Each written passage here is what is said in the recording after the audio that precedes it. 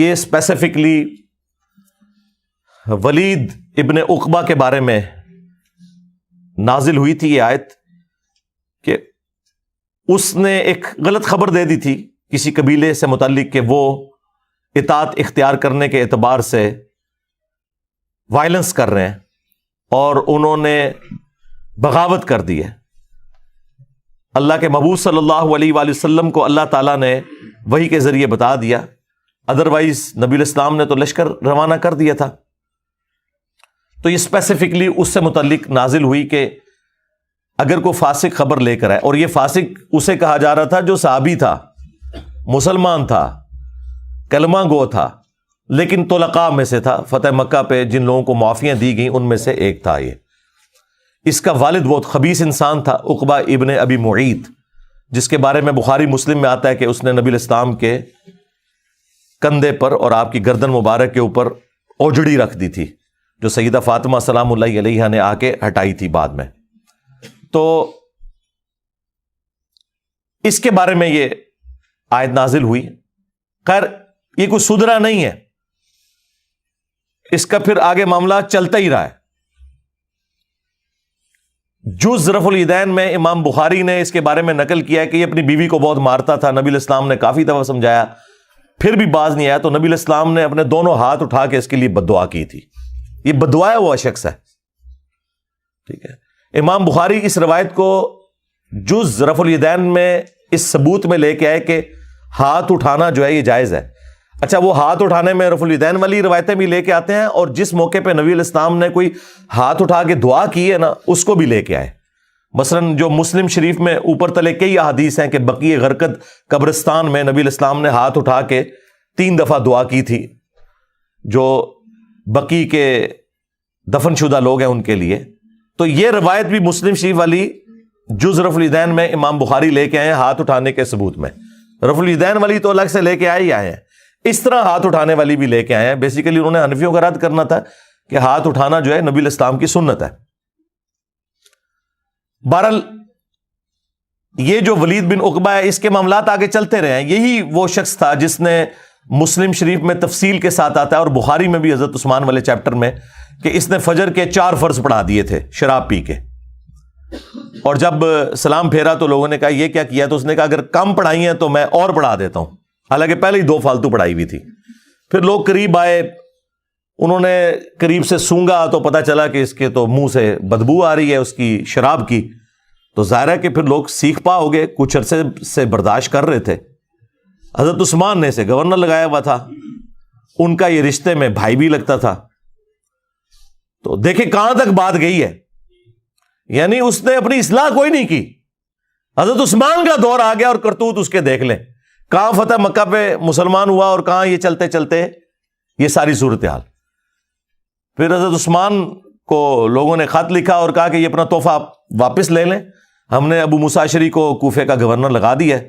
یعنی خلیفۃ المسلمین سے پوچھے بغیر ہی انہوں نے اتنا بڑا ڈیسیژن کیا. یہ اس زمانے میں سوچنا بھی امپاسبل تھا. تو اسی لیے جو تاریخ دان ہیں، محدثین ہیں، وہ کہتے ہیں یہ پہلا موقع تھا جب حضرت عثمان کی رٹ کمزور ہو گئی کہ ان کے گورنر کو لوگوں نے ہٹا کے اپنی مرضی سے گورنر لگا لیا.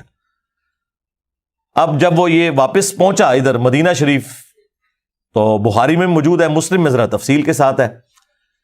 تو لوگوں نے باتیں کرنی شروع کر دی کہ اے ان تے پر آئے تکاں گے ہونے نو کوڑے لگ دین کے نہیں.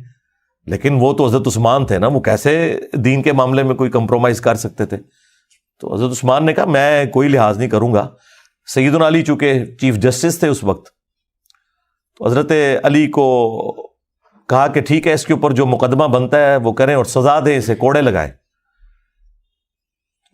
نبی علیہ السلام تو 40 کوڑے لگوایا کرتے تھے، حضرت ابوبکر بھی 40 لگواتے تھے. لیکن حضرت عمر کے دور میں شراب نوشی عام ہو گئی تھی، کیونکہ یاشیاں لگ گئیں، وظیفے ہو گئے، تو پھر لوگ زیادہ شراب پینا شروع ہو گئے. اے بریلوی دیوبندی اہل حدیث شیعہ دی گل نہیں ہو رہی سرکار، اس زمانے دے بہترین مسلمانوں دی گل ہو رہی ہے. تو حضرت عمر نے وہ 80 کوڑے کر دیے کہ 40 نہیں، اب میں 80 لگواؤں گا. اور یہ حضرت علی نے ہی مشورہ دیا تھا کہ چونکہ قرآن میں آیا نا کہ جو کسی عورت کے اوپر جھوٹا الزام لگاتا ہے نا تو اسے 80 کوڑے لگائے جائیں گے. اس سے انہوں نے اجتہاد کیا کہ جو شراب کے نشے میں دھت ہوتا ہے وہ پھر لوگوں کے اوپر جھوٹ بکنا شروع کر دیتا ہے, لہذا وہ بھی اسی کیٹیگری میں فال کرے گا. اب سیدنا علی سے حضرت عثمان نے کہا کہ ٹھیک ہے آپ اس کے اوپر جاری کریں حد. تو سیدنا علی نے اپنے بیٹے حسن سے کہا کہ حسن اٹھ اور اسے کوڑے لگا. تو حسن ابن علی نے ایک جملہ بولا جو میں سمجھتا ہوں کہ آج تک ہمارے لیے مشعل راہ ہے اس حوالے سے کہ ہر زمانے میں اس طرح کے ایشوز آئیں گے. انہوں نے کہا کہ جو اس کی میٹھی کھاتا ہے وہی اس کی کڑوی بھی چکھے. حالانکہ باپ ہے اتنا عظیم صحابی حضرت علی, بیٹا بھی عظیم جنتی نوجوانوں کا سردار, لیکن اپنے باپ کی بات نہیں مانی اور کہا کہ میں یہ کام نہیں کروں گا. جو اس کی میٹھی کھاتا ہے یعنی حضرت عثمان جو اس کے بینیفیشری ہیں اس حوالے سے کہ یہ ان کا گورنر ہے, تو اب جب اس پہ برا وقت آیا نا تو کڑوی بھی یہی چکھیں. حضرت علی نے اس کے اوپر کوئی ریئیکٹ نہیں کیا, بلکہ اپنے دوسرے بیٹے عبداللہ بن جعفر جو کہ بھتیجا بھی لگتا تھا اور بیٹا بھی, اس لیے کہ حضرت جعفر کی جو وائف تھی اسما بنت امیس, ان کی شہادت کے بعد حضرت ابو بکر نے شادی کر لی تھی ان سے, اور حضرت ابو بکر کی وفات کے بعد اسما بنت امیس سے شادی کر لی تھی حضرت علی نے. اس لیے حضرت علی کے دو بیٹے بڑے لاڈلے ہیں جو ان کی وائف سے ہیں, ایک عبداللہ بن جعفر اور دوسرے محمد بن ابی بکر. بیٹے حضرت ابو بکر کے ہیں لیکن 5 سال کی عمر میں ان کی کفالت میں آ گئے تھے. تو عبداللہ بن جعفر سے کہا کہ بیٹا اٹھو. تو انہوں نے جب 40 کوڑے لگا لیے تو حضرت علی نے کہا کہ بس. نبی الاسلام 40 لگواتے تھے, حضرت ابو بکر 40, حضرت عمر نے 80 کر دیے. مجھے دونوں محبوب ہیں لیکن 40 پہ ہی میں اکتفا کرتا ہوں. ویسے میں ہوتا کہنا حضرت 80 لواؤ انہوں نے.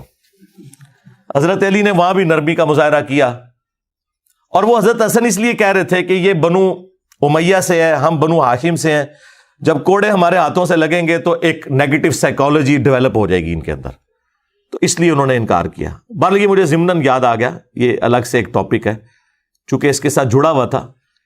اب بعض لوگوں کو اتنی عقیدت ہے ولید بن عقبہ سے کہ وہ حضرت علی, حضرت حسن, حسین, فاطمہ کا تو دفاع نہیں کرتے لیکن اس کا بڑا دفاع کرتے ہیں. تو اس لیے اس سے متعلق جتنی احادیث میں جو اس کی فضائل آئے تھے وہ میں نے کہا میں ساتھ ساتھ آپ کو بیان کر دوں تاکہ اس کا دفاع کرتے ہیں نا. وہ ایون وہ کہتے ہیں کہ یہ جو آیت کے اندر ہے نا فاسق خبر لے کے آئے تو یہ کوئی اور بندہ تھا, حالانکہ سارے مفسرین اسی کو مینشن کر کے آئے ہیں.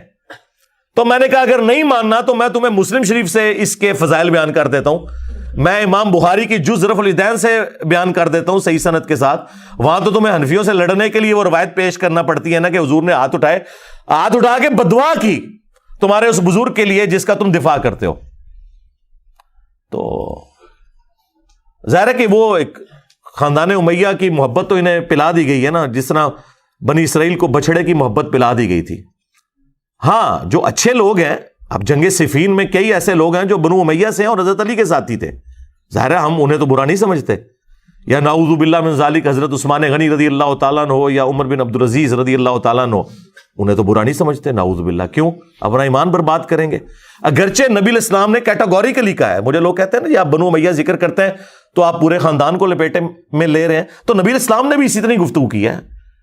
المستدرک للحاکم میں موجود ہے, مسند ابی یعلا میں موجود ہے. حضرت ابو ہریرہ کہتے ہیں حضور نے اپنی وفات سے چند دن پہلے خواب دیکھا کہ بنو مروان کے بندر میرے ممبر کے اوپر اچھل کود رہے ہیں. تو حضرت ابو ہریرہ کہتے ہیں پھر حضور اپنی وفات تک مسکرائے نہیں ہے کھل کے, اس غم کے سبب کہ میری وفات کے بعد بنو مروان کے بندر میرے ممبر کے اوپر آ جائیں گے. اب مجھے بتائیں بنو مروان سارے کا سارے ہی بندر تھا, لیکن حضور نے تو کیٹاگوریکلی کہا. حالانکہ مروان کی اولاد میں بڑے بڑے نیک لوگ ہیں. خود عمر بن عبدالعزیز, مروان کے 2 ڈومیننٹ بیٹے تھے, عبد الملک اور عبد العزیز. عبد الملک کے 4 بیٹے خلیفہ بنے ہیں, ولید بن عبد الملک, سلیمان بن عبد الملک, اور بیچ میں عمر بن عبدالعزیز آ گئے, اور پھر اس کے بعد یزید بن عبد الملک اور ہشام بن عبد الملک، اور اس کی بیٹی جو تھی فاطمہ بنت عبد الملک، وہ بیوی تھی عمر بن عبد العزیز کی، اور وہ اس وقت مدینے کے گورنر تھے۔ اور عمر بن عبد العزیز کا نام کیا ہے؟ عمر بن عبد العزیز بن مروان بن حکم، تو بنو مروان میں سے ہیں خود۔ تو حضور نے کیوں نہیں اس طرح کہہ دیا کہ جی ایکسکلوڈنگ فلاں فلاں، میں تو پھر بھی کہہ دیتا ہوں احتیاطاً، تو وہ امپلائڈ ہوتا ہے اس کے اندر۔ اگر ہم بنو ہاشم کی تعریف کر رہے ہیں تو اس میں امپلائڈ ہے کہ ابو لہب اس میں شامل نہیں ہے۔ اب کوئی بیوقوف ہے نا کوئی کہ جی تسی بنو ہاشم دی تعریف کیتی ہے تے وچوں ابو لہب نو کیوں نہیں کڈیا؟ بھئی حضور نے بھی نہیں نکالا ہوا تھا۔ وہ انڈرسٹوڈ ہوتا ہے۔ جب نبی علیہ السلام کہہ رہے تھے سب سے بہترین خاندان میں مجھے اللہ نے مبعوث کیا، بخاری مسلم میں جو آتا ہے، تو بنو ہاشم کی جب تعریف کی تو ظاہر ہے جو اس میں کافر ہے وہ تو ایکسکلوڈ کر دے جائیں گے آٹومیٹیکلی، وہ بتانا ضروری نہیں ہوتا۔